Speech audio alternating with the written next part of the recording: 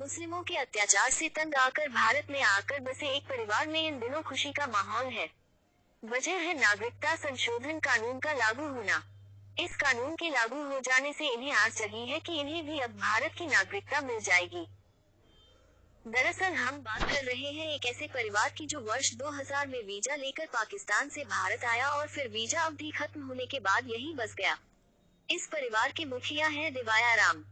दिवायाराम फतेहाबाद जिले के गांव रतनगढ़ में मजदूरी करके अपना और परिवार का भरण पोषण कर रहे हैं।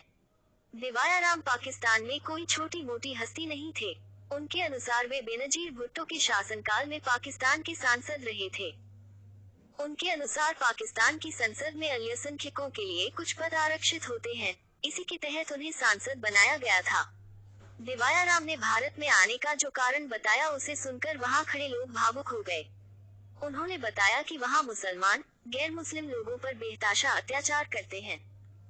उन्होंने बताया कि उनके सांसद बनने के बाद वहां के दबंग लोगों ने उनके परिवार की एक लड़की को उठा लिया और उसके साथ जबरदस्ती की। सत्ता में होने के बावजूद वे कुछ नहीं कर पाए। इससे हताश होकर उन्होंने कुछ ही दिनों में अपने पद से इस्तीफा दे दिया। आए दिन हो रहे अत्याचारों से तंग आकर वे और उनका परिवार वीजा लेकर भारत आ गए। वो अपने पीछे अपनी तमाम संपत्ति, जमीन जायदाद वहीं छोड़कर आ गए। उन्होंने बताया कि भारत आने के बाद वे रोहतक जिले में रहे, जहां वीजा अवधि समाप्त होने के बाद वे पाकिस्तान वापस नहीं लौटे और वहां के तत्कालीन उपायुक्त के समक्ष पेश होकर भारत में रहने की अनुमति मांगी। इसके बाद वे वर्ष 2006 में फतेहाबाद के रतिया कस्बे के निकट गांव रतनगढ़ में आकर रहने लगे। 74 वर्षीय दिवायाराम ने बताया कि पाकिस्तान में उनके परिवार के पास 25 बीघे जमीन थी, परंतु मुस्लिम समाज व उनके मौलवियों के प्रताड़ित करने से उन्हें सब छोड़ना पड़ा। वे मुसलमान बनाने के लिए दबाव बनाते थे।